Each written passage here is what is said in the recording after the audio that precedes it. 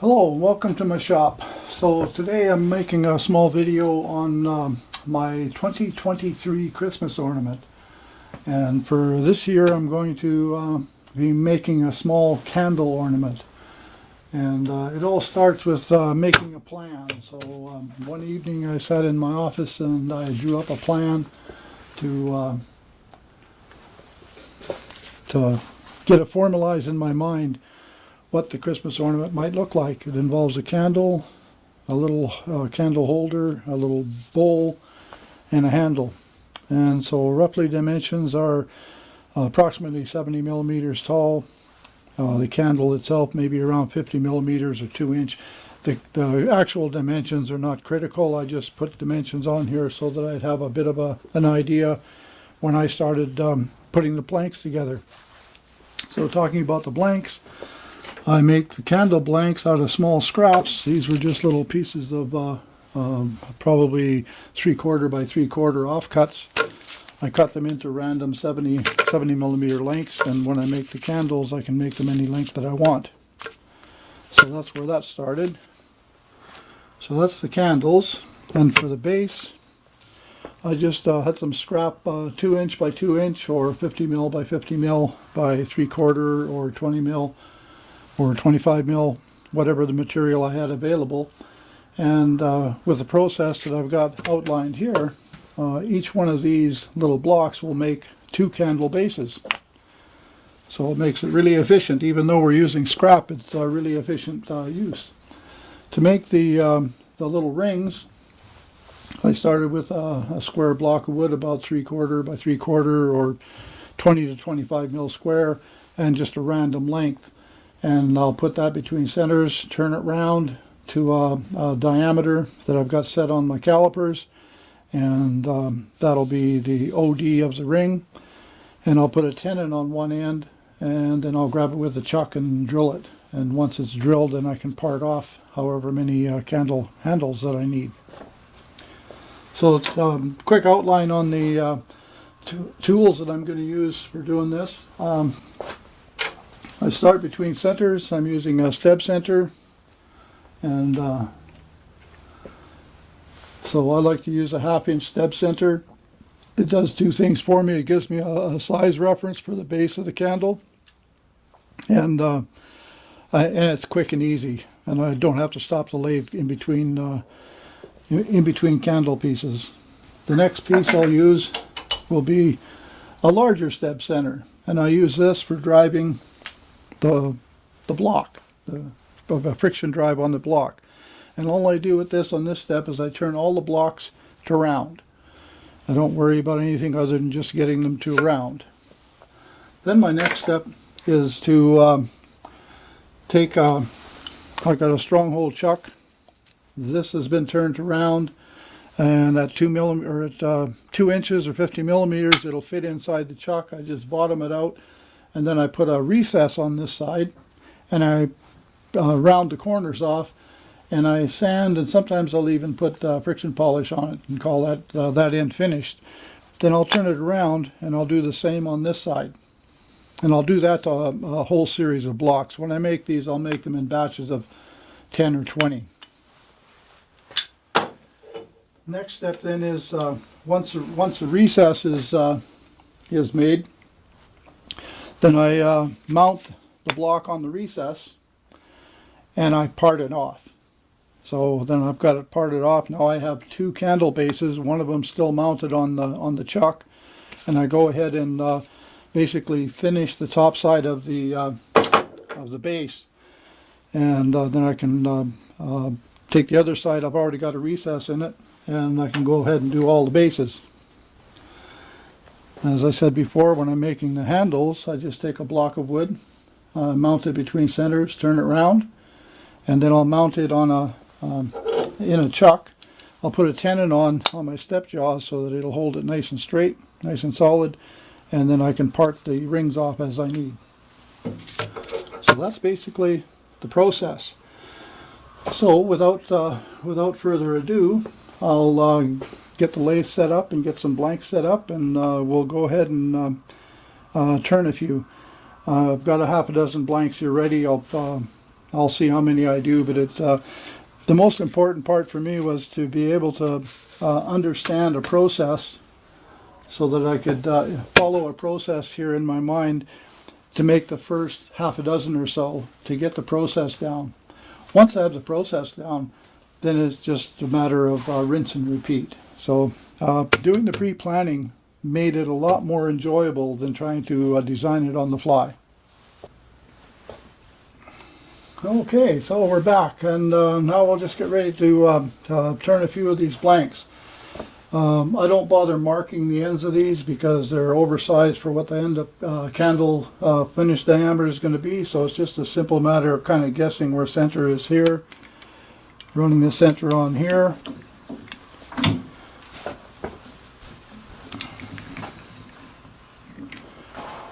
And it clears the tool rest, and away we go. So I do most of this work with the skew. It's very quick and easy. I'll just grab my face shield.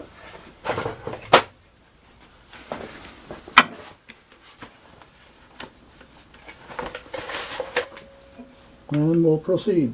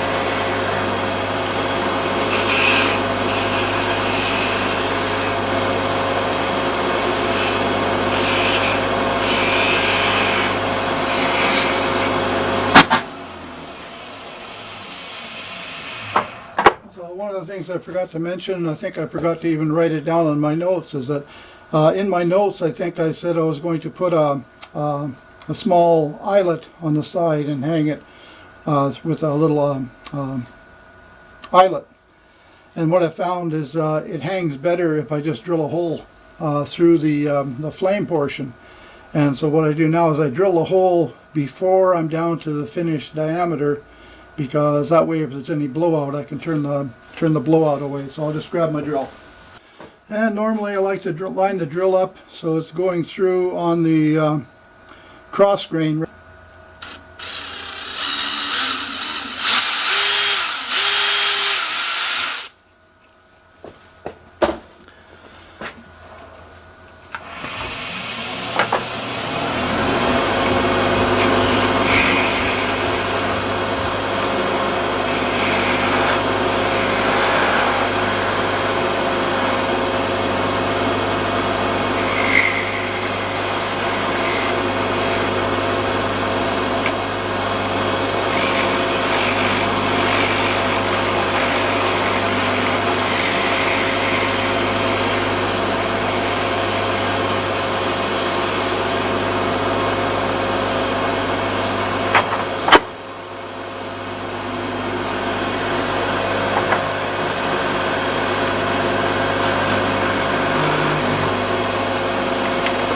That's one.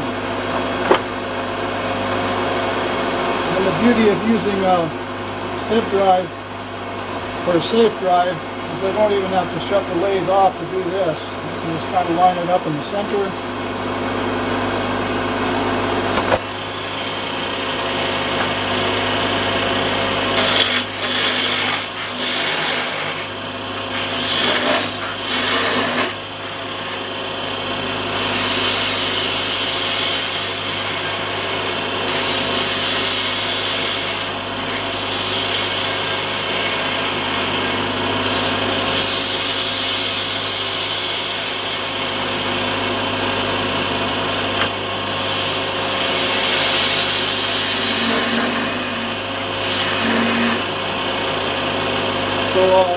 candles don't have to be any specific.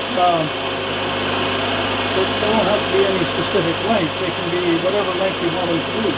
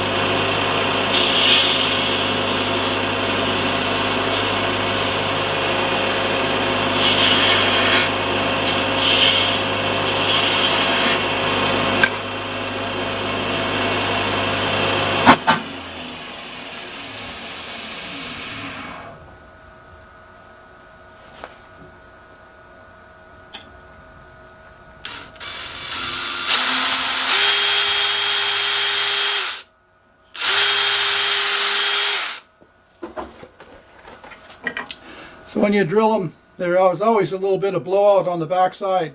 So I drill it before I'm down to final diameter. That way it's real easy to clean it up and makes a nice clean hole.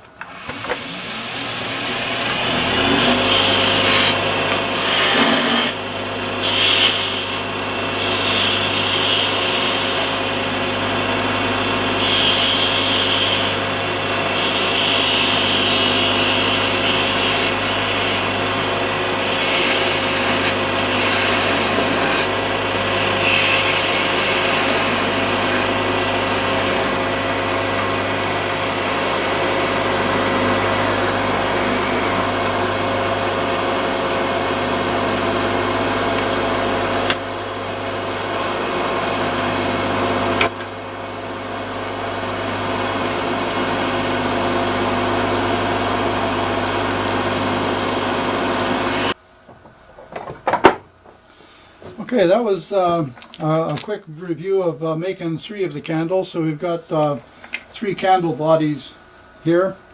I would have probably ended up setting up the blanks here and make about 2 dozen or so at a time. And but right now for this exercise, I'm only going to do 2 or 3 just to show the process. The next step in the process is to make the base pieces, and in order to do that, I'll use my larger step drive. This is the larger step drive. I think it's about an inch and an 1/8. I just like using that because it's a little bit bigger, a little stronger, and I'll go from there. Again, I was initially I used to worry about trying to get these things perfectly centered on cross, but I realized after making a few of them that it really doesn't matter. I can guess the actual size of the round isn't critical that it be 2 inches. It's just whatever size of scrap you have. And if it's an inch or half an inch or a quarter inch or whatever different size, it really doesn't matter. It's just an ornament. So I'll just turn this to round, and I'll turn a couple of them to round.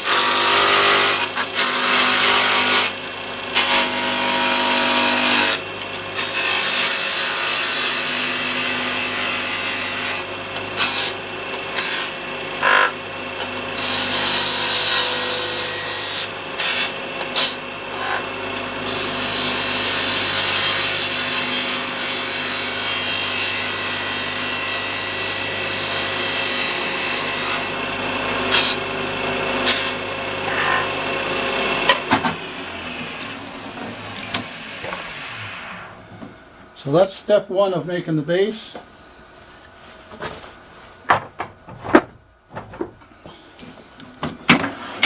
Step two on making the base is to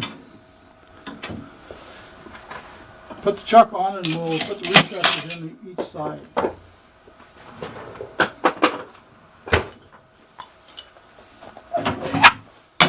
And right now I'm using a one-way stronghold chuck with standard jaws, 50mm jaws.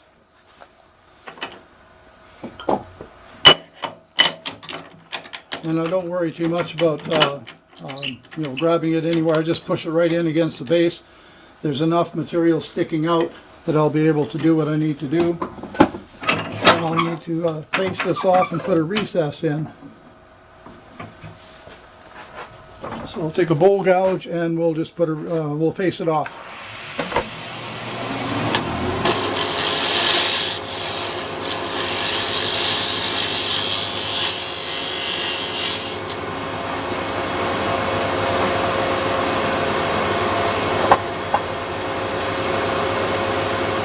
Now I've got to give a shout out to Mike Peace for this tool. It's for making the recess. I just repurposed another scraper, reground it to give me the dovetail, and I can get at it even if the tailstock's in place. But it just works really great for putting in a small recess.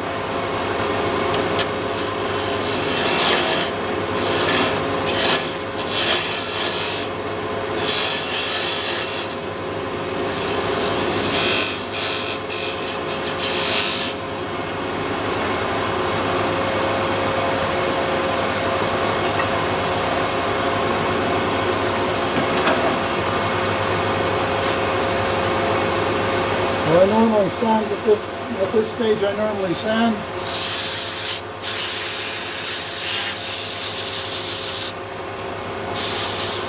I'll just buff this off a little bit. I only sand up to 220 when this is happening. It's an ornament. 220 is good enough.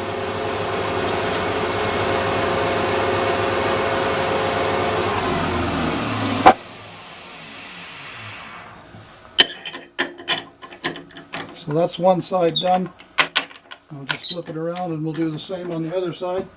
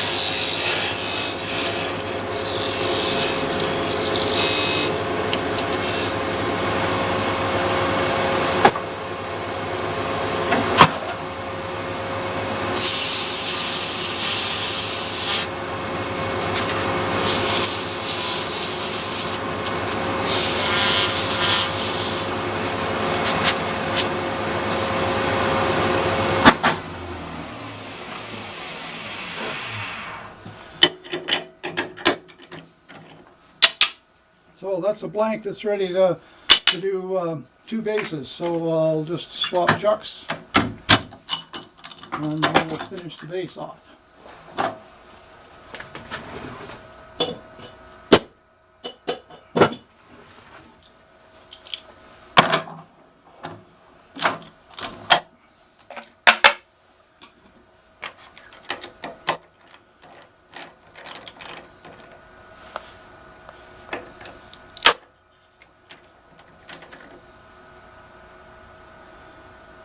Well, this one here, obviously this wood is a little bit weak, so it broke out. So I might have got a little over exuberant when I was tightening it on the expansion, so I have to be gentle. This is not a problem. It's a piece of scrap wood that would have normally went into a burn pit, so this way here I'm just going to turn it into an ornament.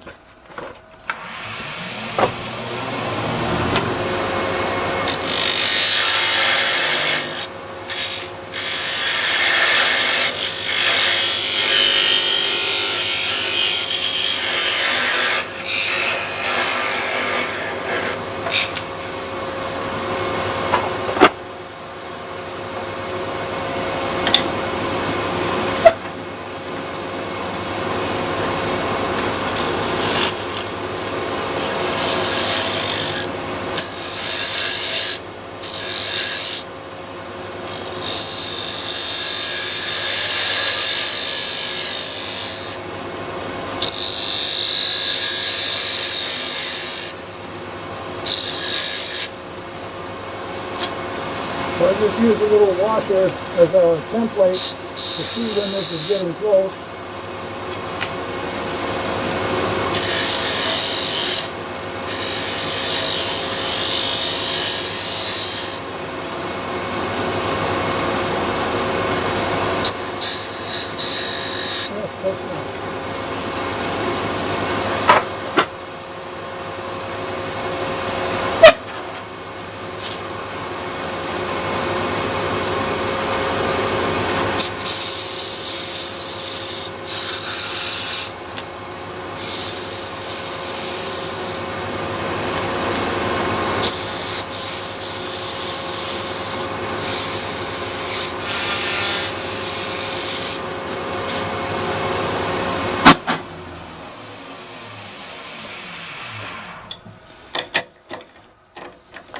So basically, there's one base. So eventually, I'll take the candle and I'll just butt glue that onto there. But the next step in the process is to make the little rings or the handles.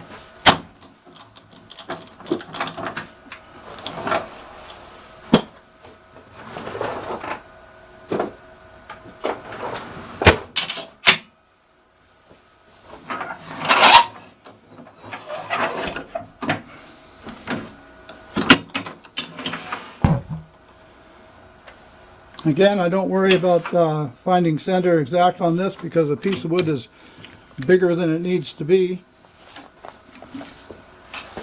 And so basically what I do when I turn this around, I take the washer that I used as a template and I set my calipers to that dimension. That way when I go to glue the wooden piece onto here, it just fits into that groove really nicely. I don't know if that shows up well on the camera, but then the wooden piece will just fit right in there, and so you get lots of glue surface contact.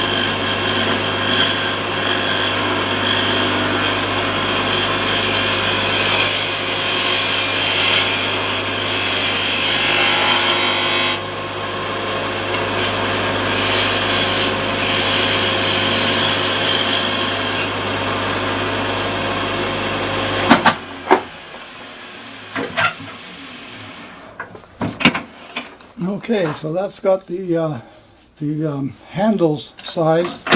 Now we'll just grab it with the chuck and part a few handles off.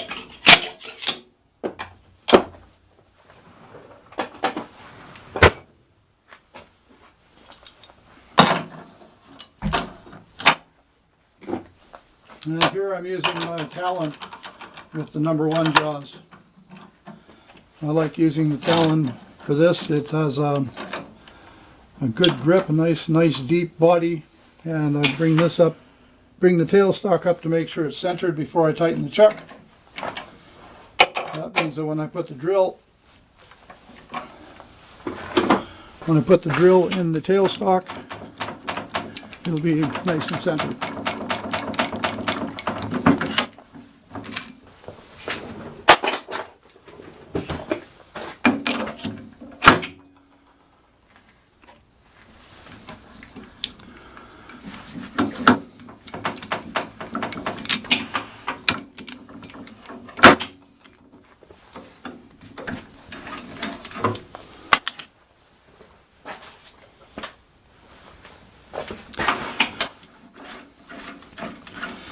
Again, the size of the drill isn't important. The only reason I'm using this particular drill is it was handy, it was sharp, and I think it's just one size smaller than 1/2 inch.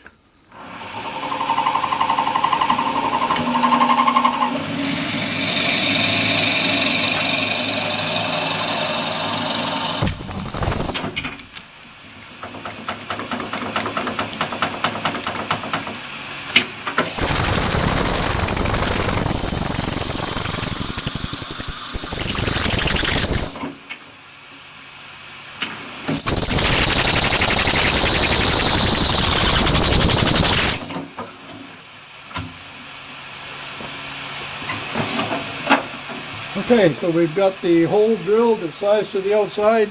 We'll crank her up and we'll use a skew and we'll part some handles off.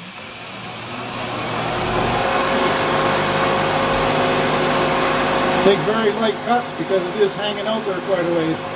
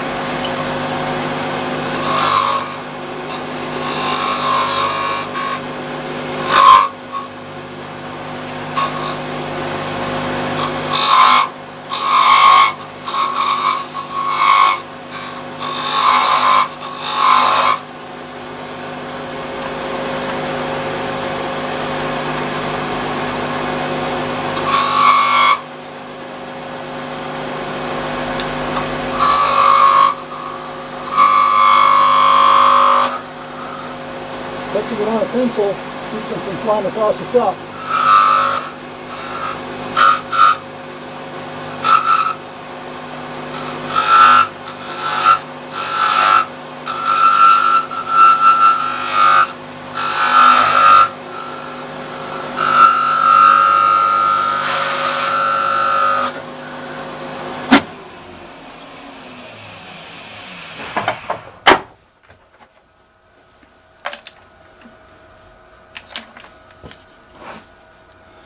This little ring fits in here pretty good.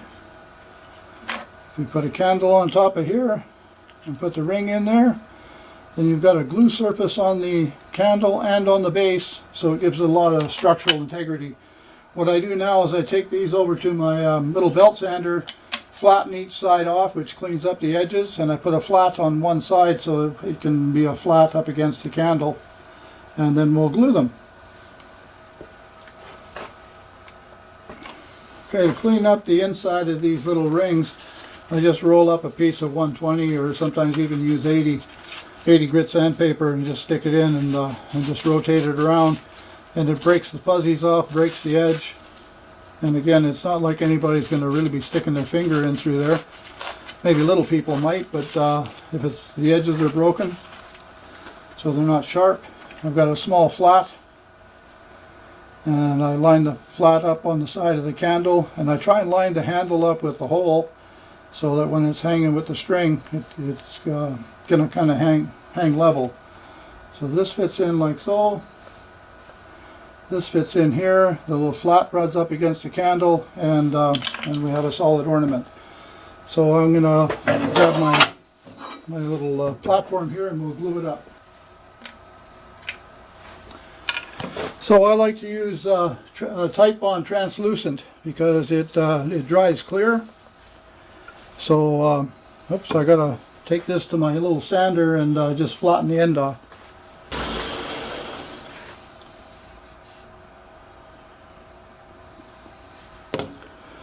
Translucent, Titebond translucent dries perfectly clear, and I really like it. I do use a rub joint on here, wiggle it a little bit, hold it for 20 or 30 seconds, and it's as soon as you feel it starting to stiffen up a little bit, that's usually good.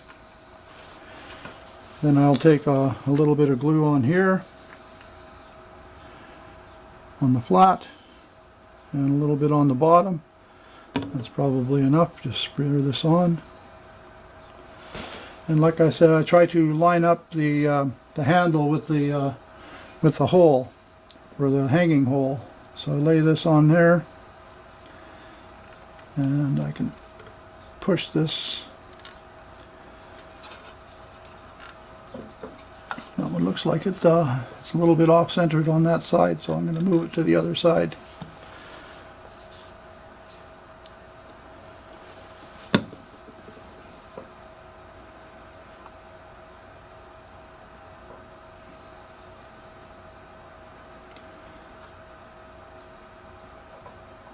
And I like Titebond translucent because it gets tacky really quick, and it dries clear. So even though there's a little bit of glue on this side here, I'll just wipe that off, and once it dries, it's clear. So you'll still be able to see a little bit of a glue line, but it's a clear glue, so it doesn't really hurt the aesthetics.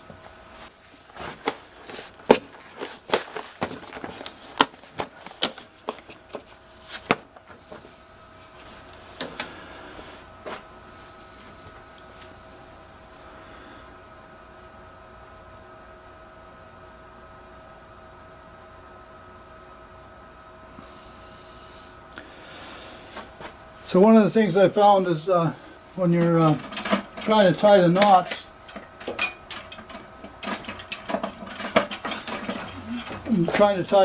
in this fine string, my hands are pretty big and clumsy, and I have a hard time tying small knots. So what I have found is that you take a set of forceps, and if you grab the very end of the string, now if you just twist this into a loop and put the forceps through the hole, you can grab the end of the, whoops, there it fell off. See, I'm so clumsy I can't do it by hand, but even with forceps sometimes I'm a little bit clumsy.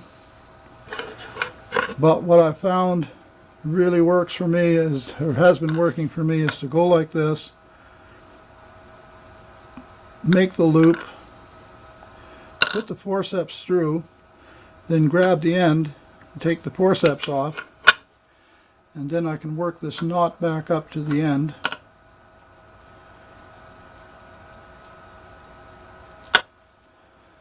And voila! Now we have one little Christmas ornament.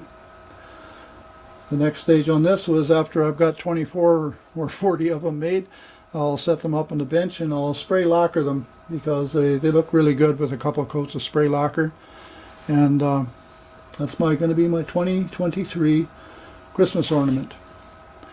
My list of friends and family that have been getting one of my Christmas ornaments every year for the last 4 or 5 years has considerably grown. Every year it grows by 4 or 5 people. And last year I just looked at my records and I handed out 86 ornaments. So I've only got about 40 or 45 or 50 more of these to make for this year, so I'm getting started early. Anyway, thanks for watching. It's been a fun program. I hope it's been a fun program for you, and we'll catch you on the next one. Take care. Okay, so on this little Christmas ornament, we're going to, I got to put my logo on the bottom, so I just set it on a block of wood like this, and I have a little tool, laser tool called a Laser Pecker Pro, and what it'll do is it'll allow me to laser engrave my logo on the bottom, and it's a very simple process. Critical thing with the Laser Pecker is it needs to be an 8 inches focal length from the laser to the work surface. So I just use a little ruler and set it up so it's about 8 inches, and I'll type in my logo is on my cell phone here, and done. And we'll start a preview. And because it's a laser, safety first, I always wear safety goggles. They're laser glasses, and Safety first, protect your eyes. So this little device communicates by Bluetooth, and it'll work on my cell phone and or my iPad if I want. And so what I can do is I can set it up so it'll show me where the center point is, so I can line this up on the center. And once I have it lined up on the center, then I can continue the preview, and it will actually draw the square that it's going to, where it's actually going to print, so I can center that however I want to have it so that my logo looks good. So next thing is to go next. It's transferring this logo into the brains of the laser device. Hit start, and it is now going to start burning the laser image on it. I don't know if you'll be able to see it much on the camera, but we'll just let it run. It takes about 1.5 minutes, I think, to burn the logo in. One thing I have found with doing the laser, sometimes the smoke will interfere with the laser if it's really, really smoky wood. So I turn my circulating dust collector fan that I got mounted on the ceiling there, and it just causes a circuit of air, so it'll kind of move the smoke out of the way of the laser beam. So just letting this run in real time, it's indicating that it's been lasering for 1 minute and 36 seconds, so it looks like it'll be about a little over 2 minutes to put my logo on the bottom. I use this for putting my logo on just about everything I turn now, because I can change the size just by adjusting the size on the laser tool. So I have one image loaded as clip art saved on this machine, and I can make it however large or however small. This particular one I think is 30 millimeters wide. I think on most of my larger items I usually go 35 millimeters, but 30 millimeters is still readable. There we go. So that took 2 minutes and 44 seconds. And if I had 40 of these to do, I would just take this off and put the next one on and keep on going, rinse and repeat. This little machine works like a charm. Thanks for watching.